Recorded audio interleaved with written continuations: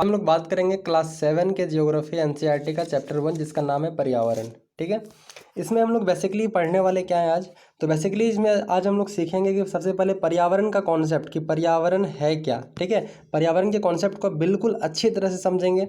फिर हम लोग सेकंड स्टेप में सीखेंगे कि पर्यावरण के कौन कौन से ऐसे घटक हैं, मतलब पर्यावरण के सारे घटक जिसमें कि जल मंडल, स्थल मंडल, वायुमंडल, इन तीनों के बारे में जानेंगे। साथ ही इन तीनों को सम्मिलित रूप से जैव मंडल कहा जाता है, तो उसको भी हम लोग देखेंगे।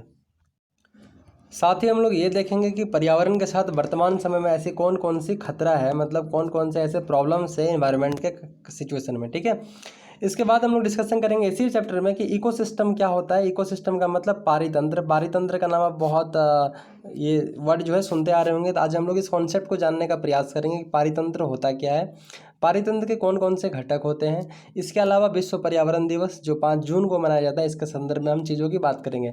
तो बेसिकली जो आप आज इस चैप्टर में सीखने वाले हैं वो कंप्लीट इन्वायरमेंट के बारे में सीखने वाले हैं। तो ये चैप्टर बहुत ही इंटरेस्टिंग और बहुत ही नॉलेजेबल होने वाला है, तो ध्यान से लास्ट तक देखिए। और नए हैं तो चैनल को सब्सक्राइब करना नहीं भूलिएगा, ठीक है, क्योंकि थोड़ा सा स्टार्टिंग है, थोड़ा सपोर्ट कीजिए। चलिए शुरू करते हैं। तो एनसीईआरटी दोस्तों कहानी के द्वारा शुरू होता है। कहानी के द्वारा मतलब बच्चों को सिखाया जाता है जिससे कि वो चीज़ों को रिलेट कर सके, कोरिलेट कर सके और सीख सके। लंबी छुट्टियों के बाद देखिए एनसीईआरटी पढ़िएगा ना, बहुत मज़ा आएगा, तो बस बिंदास पढ़ते रहिए, क्या दिक्कत है। लंबी छुट्टियों के बाद जब रवि स्कूल जा रहा था तब उसने देखा कि उसके स्कूल के निकट खेल के मैदान में खुदाई हो रही थी। वही एक मैदान उनके खेलने के लिए वहां पर था। लोगों ने बताया कि वहां अनेक फ्लैटों वाले बड़ी इमारत बनेगी। जब रवि को समझ में आया कि मुलायम घास, गेंदे के फूल एवं तितलियों वाला विशाल मैदान अब हमेशा के लिए नष्ट हो चुका है, तो उसकी आंखों से आंसू छलकने लगे। उसने यह बात अपने सहपाठियों को बताई, अपने दोस्तों को बताई। सुबह की जो मीटिंग सभा में प्रिंसिपल ने बहुत उदासी से कहा, देखो कैसे हमारा पर्यावरण बदल रहा है। क्लास में पहुंचकर रवि ने अपने शिक्षक से पूछा, पर्यावरण क्या है? जो कुछ भी आप अपने आसपास देखते हो, शिक्षक ने बताया। दोस्तों बहुत ही भावनात्मक रूप से चीज़ों को प्रकट किया गया है। आप देखें कि एक बच्चा स्कूल जाता है, स्कूल जाने के क्रम में उसको दिखाई पड़ता है कि जहाँ पर हम लोग रोज़ खेलते हैं अपने फील्ड में, उस फील्ड में खुदाई हो रही थी, वहाँ बड़ा सा इमारत बनाया जाएगा। तब उसके मन में एक छोटा सा सवाल उठता है कि ऐसा क्यों। फिर जब उसके प्रिंसिपल ने बताया उन्हें कि देखो पर्यावरण कैसे बदल रहा है, तब उसके मन में उठता है कि भाई पर्यावरण क्या होता है, ये पर्यावरण क्या बदल रहा है, तो खुदाई हो रही है फील्ड में, तो हमारा फील्ड गायब हो रहा है। तब उसने जाकर के अपने क्लास टीचर से पूछा कि सर पर्यावरण क्या होता है। तो उसकी टीचर ने जवाब दिया बहुत ही आसान शब्दों में कि जो कुछ भी आप अपने आसपास देखते हो उसे पर्यावरण कहते हैं। क्लियर है? तो दोस्तों हम अपने आसपास जितनी भी सारी चीज़ें देखते हैं वो सभी के सभी पर्यावरण के घटक हैं, सभी के सभी पर्यावरण है। पेड़ पौधे, मिट्टी, है ना, किसी भी रूप में देखते हैं, सबको क्या कहते हैं? पर्यावरण कहते हैं। तब लड़का जो है रवि कहने लगता है कि इसका अर्थ है कि स्कूल भवन, टेबल, कक्षा में रखी कुर्सियां, यहाँ तक कि खुला मैदान, सड़क, कूड़ा करकट, मेरे दोस्त, मतलब जितने भी चीज़ के आसपास दिख रही है ये सभी हमारे पर्यावरण के अंग हैं। इसने अपने टीचर से पूछा। बेसिकली एक बच्चा के मन में क्वेश्चन उठ सकता है कि सर हम भी पर्यावरण, या फिर मेरे दोस्त जो मेरे बगल में क्या वो भी पर्यावरण है, क्योंकि आपने बताया कि जो कुछ भी हम अपने आसपास देख रहे हैं। तब शिक्षक ने कहा, हाँ लेकिन जरा रुको, कुछ वस्तुओं का निर्माण प्रकृति ने किया है जैसे पर्वत, नदियाँ, पेड़, प्राणी, जबकि अन्य का निर्माण मानव ने किया है जैसे सड़क, कार, कपड़े, किताब।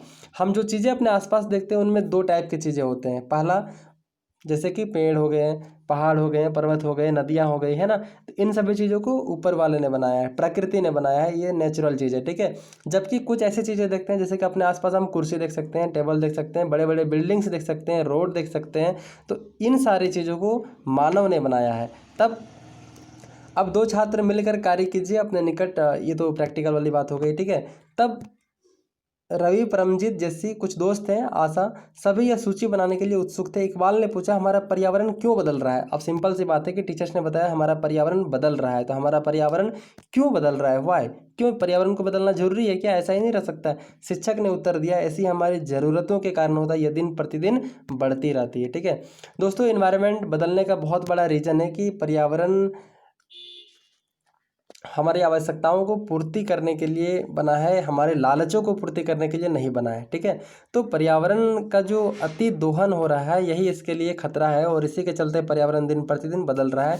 पर्यावरण हमारे जीवन का मूल आधार है, मतलब पर्यावरण के बिना हम अपने जीवन की कल्पना नहीं कर सकते। यह हमें सांस लेने के लिए हवा, पीने के लिए जल, खाने के लिए भोजन, रहने के लिए भूमि तक प्रदान करता है। और मानव जो है इस प्राकृतिक पर्यावरण में कैसे परिवर्तन करता है, जैसे कार का धुआं वायु को प्रदूषित करता है, जैसे कार्बन डाइऑक्साइड, कार्बन मोनोऑक्साइड, ऐसे बहुत सारे गैसेस निकलते हैं कार से, जो क्या करता है, पर्यावरण मतलब हवा को दूषित करता है, प्रदूषित करता है। पानी को पात्र में एकत्रित किया जाता है, भोजन को बर्तनों में परोसा जाता है और भूमि पर कारखानों का निर्माण होता है। मानव कार, मिल, कारखाने एवं बर्तन का निर्माण करते हैं। इस प्रकार से मानव प्राकृतिक पर्यावरण में परिवर्तन करता है। ठीक है, मतलब हम अपनी आवश्यकताओं की पूर्ति के लिए दिन प्रतिदिन जो काम कर रहे हैं ना, उससे कहीं ना कहीं हमारा पर्यावरण इफेक्ट हो रहा है, प्रभावित हो रहा है, इसी से हमारा पर्यावरण बदल रहा है। इसको कह सकते हैं कि हमारा पर्यावरण में परिवर्तन हो रहा है। सॉरी।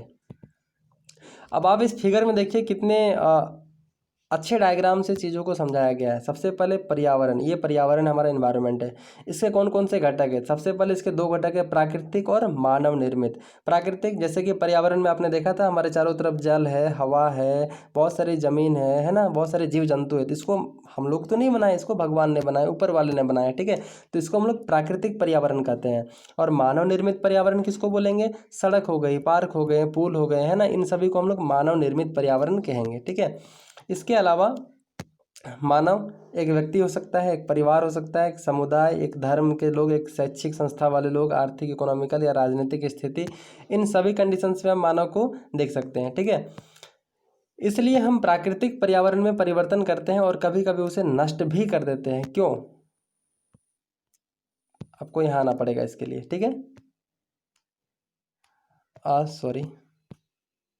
देखिए, ये दिन प्रतिदिन बढ़ती रहती है। कौन? शिक्षक ने उत्तर दिया, ऐसी हमारे ज़रूरतों के कारण होता है। ये दिन प्रतिदिन हमारी ज़रूरतें क्या होती है? बढ़ती रहती है, और ज़रूरतें बढ़ने के कारण हमारे प्राकृतिक पर्यावरण में परिवर्तन करते हैं और कभी कभी उसे नष्ट भी कर देते हैं। क्लियर है?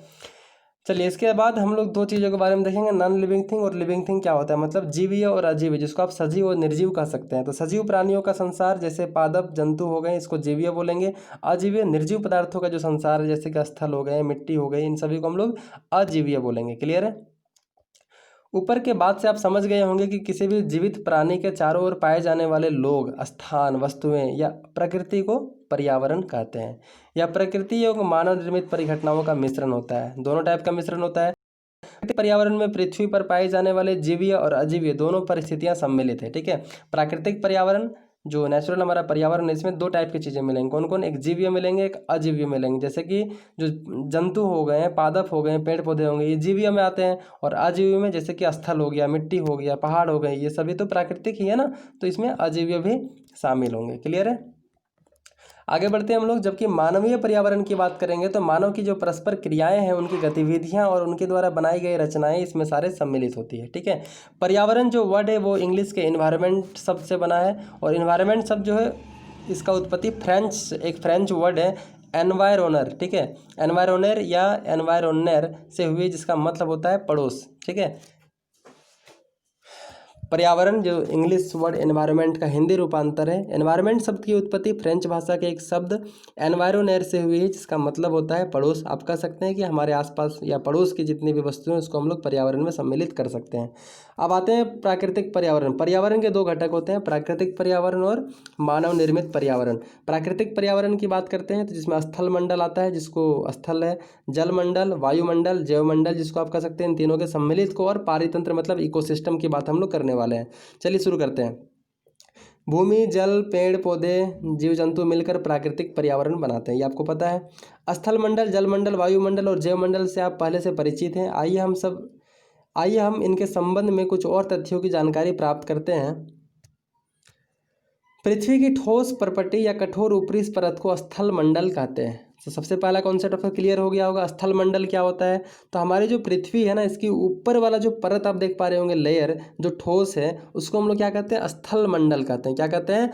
स्थल मंडल कहते हैं। यह चट्टान और खनिजों से बना होता है। किससे बना होता है? चट्टान और खनिजों से, और मिट्टी की पतली परत से ढका होता है। ठीक है, पहाड़, पर्वत, मैदान, घाटी, बहुत सारी स्थलाकृतियों वाला विषम धरातल ये होता है। ये स्थलाकृतियाँ महाद्वीपों के अलावा महासागर की तरफ सतह पर भी पाई जाती है। मतलब समुद्र के सतह पर भी कहीं ना कहीं नीचे क्या है? जमीन है। जमीन है मतलब वो स्थल मंडल में ही आएगा। क्लियर है? तो स्थल मंडल क्या है? स्थल मंडल वह क्षेत्र है जो हमें वन, कृषि एवं मानव बस्तियों के लिए भूमि, पशुओं को चरने के लिए घास स्थल प्रदान करता है और यह खनिज संपदा का भी एक स्रोत है। आप खनिज संपदा की बात करते हैं, कोयला, लोहा, ये सब कहाँ से निकालते हैं? हवा से तो नहीं आती है ना, ये सारे के सारे स्थल मंडल से आते हैं। क्लियर है? आप एक छोटे से डायग्राम में देख सकते हैं, 1 सेकंड, सॉरी, ठीक है। आप एक छोटे से डायग्राम में देख सकते हैं कि किस तरह से जो है स्थल मंडल, वायुमंडल और जैव मंडल को हम लोग यहाँ पे देख सकते हैं। ठीक है, देखिए ध्यान से, ये जो नीचे वाला पोर्शन है ये हम लोग का स्थल मंडल, जहाँ पर बस चल रही है, कृषि कार्य चल रहे हैं, घर बने हुए हैं। ठीक है, और ये पानी है जिसको जैव मंडल बोलते हैं, और ये हवा है जिसको हम लोग वायुमंडल बोलते हैं। और इन तीनों को मिला देने से जो क्षेत्र ऑक्युपाई होता है इसको हम लोग जैव मंडल कहते हैं, मतलब बायोस्फीयर कहते हैं। यहाँ पर जीवन पॉसिबल होता है। क्लियर है? और कुछ एक्स्ट्रा वर्ड है। स्थल मंडल के बाद हम लोग अब जल मंडल के बारे में जिक्र करेंगे। तो जल मंडल क्या होता है? जिसमें जल का पोर्शन होता है, जल वाले क्षेत्र को जल मंडल कहते हैं। जल के बहुत सारे स्रोत होते हैं, जैसे कि नदी, झील, समुद्र, महासागर इत्यादि। ठीक है, इनसे मिल करके जल मंडल बना होता है और ये सभी प्राणियों के लिए आवश्यक है।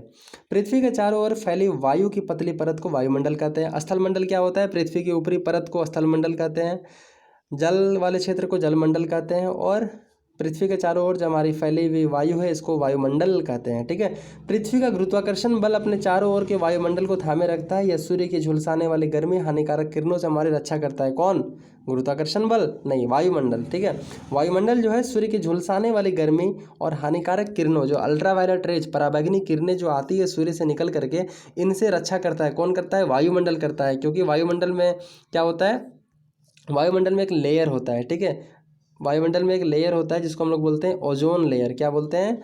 Ozone layer. ठीक है, तो ओजोन लेयर में ये सूरज है यहाँ पर, आप मान लीजिए। ठीक है, सूरज से प्रकाश आ रहा है, तो प्रकाश जब आ रहा है तो इससे जो प्रकाश हमारे पास आएगा ना ज़मीन पर, इससे जो क्या होगा, अल्ट्रावायलेट रेज जो होंगे, जो सूर्य से निकलने वाली जो पराबैंगनी किरणें होगी, हानिकारक किरणें, इसको वायुमंडल क्या करेगा? खुद में रोक लेगा, खुद में रोक लेगा, जिससे हमें ये नहीं आ पाएंगे इधर। ठीक है, लेकिन वर्तमान समय में क्या हो रहा है, यही जो हम लोग का ओजोन लेयर है, सूर्य से आने वाली जो हानिकारक किरणें हैं वो इससे पास हो जा रही है। क्यों? क्योंकि ओजोन लेयर में थोड़ा सा छिद्र हो गया है। ठीक है, छिद्र दिन प्रतिदिन बढ़ता जा रहा है। ऐसा हमारे द्वारा जो एनवायरमेंटल कंडीशन में जो चेंजेस है ना, उसके द्वारा हो रहा है। कौन से चेंजेस? जैसे कि गाड़ी का बहुत ज़्यादा चलना, क्लोरोफ्लोरोकार्बन जैसे गैसेस, कार्बन, आप कह सकते हैं कि जो ग्रीन हाउस गैसेस है उसके चलते ये दिन प्रतिदिन क्या हो रहा है? बढ़ रहा है। कई प्रकार के गैस, धूलकण, जलवाष्प, वायुमंडल में परिवर्तन होने से मौसम और जलवायु में परिवर्तन होता है। ठीक है, पादप और जीव जंतु मिलकर जैवमंडल का, सजीव संसार का निर्माण करते हैं। जैवमंडल का मतलब जहाँ पर लाइफ पॉसिबल हो। तो लाइफ पॉसिबल होने के लिए हमें तीनों चीज़ें चाहिए। कौन कौन सा? स्थल मंडल चाहिए, जल मंडल चाहिए और वायुमंडल भी चाहिए। क्लियर है? अगर हम अन्य ग्रहों की बात करेंगे, पृथ्वी के अलावा जो अन्य 7 ग्रह हैं, या फिर मंगल की बात हो या चंद्रमा की बात हो, तो वहाँ पर अर्थ लाइफ फॉर्म पॉसिबल नहीं है, जिसका कारण यही है कि वहाँ पर तीनों कंडीशंस हमें नहीं मिल पाती है। क्लियर है? यह पृथ्वी का वह संकीर्ण क्षेत्र है जहाँ स्थल, जल और वायु मिलकर जीवन को संभव बनाते हैं। कौन? जैव मंडल। क्लियर है? अब जो हम लोग अगला कॉन्सेप्ट के बारे में डिस्कशन करने वाले हैं वो है हम लोग का इकोसिस्टम। क्या है? इकोसिस्टम। चलिए इकोसिस्टम के बारे में पढ़ते हैं। इकोसिस्टम क्या होता है? पारितंत्र। तो पारितंत्र क्या होता है? ये एक ऐसा तंत्र है जिसमें समस्त जीवधारी आपस में एक दूसरे के साथ तथा पर्यावरण के उन भौतिक एवं रासायनिक कारकों के साथ परस्पर क्रिया करते हैं जिसमें वे निवास करते हैं। वे सब ऊर्जा और पदार्थ के स्थानांतरण द्वारा संबंध है। अगर आसान शब्दों में समझाएंगे आपको पारितंत्र क्या है, तो आप समझ सकते हैं कि इस जैव मंडल में जितनी भी सारी चीज़ें, जितने भी सारे जीव आपस में रहते हैं, सजीव चीज़ें, वो सारी की सारी आपस में एक दूसरे से क्या होते हैं? एक दूसरे के पूरक होते हैं, या फिर एक दूसरे के बिना अधूरा है। तो एक दूसरे के साथ जो इनका परस्पर क्रिया है, इसको हम लोग पारितंत्र, इकोसिस्टम कह सकते हैं। ठीक है, क्योंकि आप चलिए एग्जांपल के थ्रू हम लोग समझते हैं पारितंत्र क्या है। रवि की कक्षा में एक एनसीसी कैंप में जेस्सी ने आश्चर्य से कहा, कितनी मूसलाधार वर्षा हो रही है, इससे मुझे अपना केरल याद आ गया।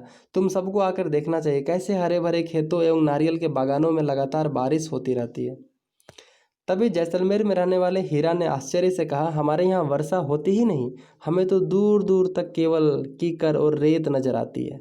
लेकिन वहाँ ऊंट भी तो मिलते हैं, रवि ने कहा। हीरा ने कहा, ऊँट तो मिलेंगे ही, जब तुम हमारे रेगिस्तान आओगे तो तुम्हें सांप, छिपकली, अनेक बहुत सारे कीट देखने को मिलेंगे। रवि हैरत में पड़ गया कि विभिन्न अलग अलग स्थानों पर पाए जाने वाले जीव जंतु, वनस्पति, लोगों के रहन सहन के तरीके इतने अलग क्यों हैं? क्या सभी एक दूसरे के साथ संबंध है? बिल्कुल, बहुत संबंध है, ऐसा टीचर्स ने कहा। सभी पेड़ पौधे, जीव जंतु एवं मानव अपने आसपास के पर्यावरण पर आश्रित होते हैं। प्रायः वे एक दूसरे पर भी आश्रित होते हैं, एक दूसरे पर। जीवधारियों का आपसी एवं अपने आसपास के पर्यावरण के बीच संबंध ही पारितंत्र का निर्माण करता है। इस बात को थोड़ा गौर कीजिएगा। जीवधारियों का आपसी एवं अपने आसपास के पर्यावरण के साथ संबंध ही पारितंत्र का निर्माण करता है।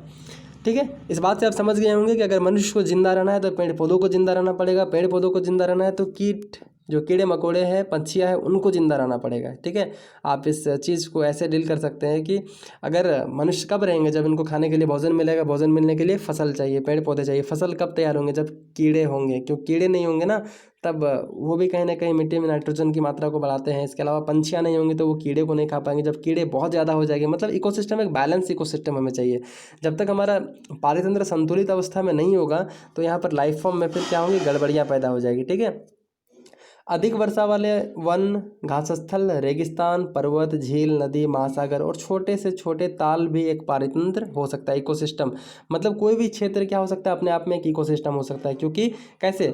अगर हम लोग बात करेंगे नदियाँ की, तो नदियाँ इकोसिस्टम कैसे हो सकती है? नदियों में बहुत सारे छोटे छोटे कीड़ा मकोड़े होते हैं या फिर केंचुए होते हैं। उनको कौन खाती है? मछलियाँ खाती है। मछलियों को खाने वाले कुछ ऐसे सांप उप होते हैं, या ठीक है। तो ये क्या भाई, इकोसिस्टम बन गया जहाँ पर एक दूसरे पर ये क्या है? डिपेंडेंट है। ठीक है, इसी तरह से अगर हम लोग घास स्थल की बात करेंगे तो घास स्थल में क्या होता है? बहुत सारे छोटे छोटे घास होते हैं। घास को खाने वाले ग्रास हॉपर होते हैं। ठीक है, उनको खाने वाले और थोड़े बड़े कीड़े होते हैं। उनको खाने वाले पंछियाँ होती है। ठीक है, उनको खाने वाले या फिर यहाँ से हम लोग भाग सकते हैं, कीड़े को खाने वाले मेढक होते हैं, मेढक को खाने वाले सांप होते हैं। तो हर एरिया अपने आप में एक इकोसिस्टम का निर्माण कर सकता है। क्या आपको लगता है कि जिस पार्क में रवि और उसके मित्र खेलते थे वह भी एक पारितंत्र बनता था? बिल्कुल एक पारितंत्र बनता था। क्यों? क्योंकि वो एक घास का मैदान था और वहाँ पर भी इकोसिस्टम को हम लोग दिखा सकते हैं कि ये छोटे छोटे घास है।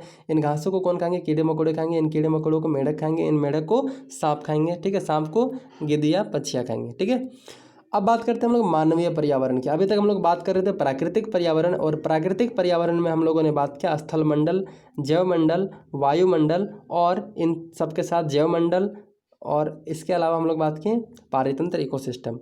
अब हम लोग बात करेंगे मानवीय पर्यावरण। ठीक है, तो मानव अपने पर्यावरण के साथ पारस्परिक क्रिया करते हैं ना, पेड़ पौधों के साथ, जंगल, नदी, पहाड़ों के साथ।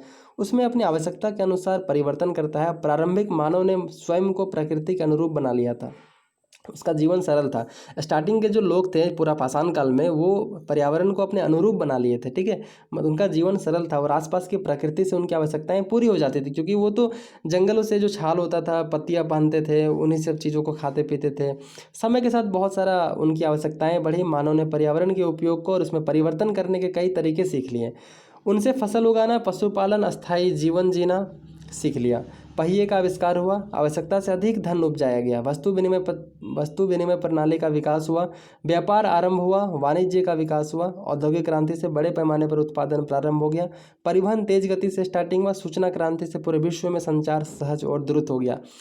चंद शब्दों में पूरी की पूरी कहानी बता दी गई है कि कैसे कैसे मनुष्य ने जंगलों से, पेड़ पौधों से अपना जीवन की शुरुआत किया, और आज हम इन्हीं पर्यावरण को अपनी आवश्यकताओं की पूर्ति के लिए या फिर अत्यधिक दोहन कर रहे हैं। ठीक है, इनमें कुछ शब्द जिक्र हुए हैं जिनको जानना बहुत जरूरी है, जैसे कि वस्तु विनिमय पद्धति क्या होता है। तो दोस्तों, अभी हम लोगों के पास पैसा है। हड़प्पा सभ्यता के लोगों के पास क्या होता था? मुहरें होती थी। लेकिन अगर वस्तु विनिमय प्रणाली भी हमारे यहाँ बहुत लंबे समय तक चला। वस्तु विनिमय प्रणाली में क्या होता है कि अभी भी आप कहीं कहीं देखते होंगे कि मान लीजिए मेरे पास खीरा है, ठीक है, और आपके पास चावल है। आपको क्या करना है? खीरा लेनी है। तो आपने हमसे खीरा ले लिया, हमने आपसे चावल ले लिया, उसके अकॉर्डिंग जितना हो सके। तो इसी को वस्तु विनिमय प्रणाली कहते थे, जिसमें मुद्रा के जगह पर वस्तु के बदले में वस्तुओं की आदान प्रदान की जाती थी। क्या आप जानते हैं कि आप गर्मी में रसीला तरबूज और सर्दी में भुनी हुई मूंगफली खाना क्यों पसंद करते हैं? प्राकृतिक और मानवीय पर्यावरण के बीच सही संतुलन होना आवश्यक है। मानव को पर्यावरण के साथ समरसता से रहने एवं उसका उपयोग सीखना चाहिए, है कि नहीं? क्योंकि अगर पेड़ पौधे बहुत ज़्यादा कटाई करेंगे तो उससे क्या होगा? उससे हम लोगों का इन्वायरमेंटल कंडीशन पूरा का पूरा चेंज हो जाएगा। इसीलिए पेड़ पौधे लगाइए। रवि की कक्षा में मिजोरम की एक लड़की है, मिजोरम नूरी, वह अक्सर अपने स्थान की हरियाली की बात करती है। नूरी जो है एक लड़की है जो मिजोरम की रहने वाली है, और वो हमेशा अपने क्लास में बताती है कि मेरे घर के आसपास बहुत सारा हरियाली है, वो बहुत अच्छे खेल के मैदान है। खेल के मैदान नष्ट होने के कारण रवि की उदासी देखकर नूरी ने आने वाली छुट्टियों में अपने घर मिजोरम आने को कहा। रवि के शिक्षक ने सभी बच्चों से कहा कि छुट्टियों में वे जिन स्थानों पर जाएंगे वहाँ के भू दृश्य, घर और लोगों की क्रियाकलापों का चित्र बनाकर लाएंगे।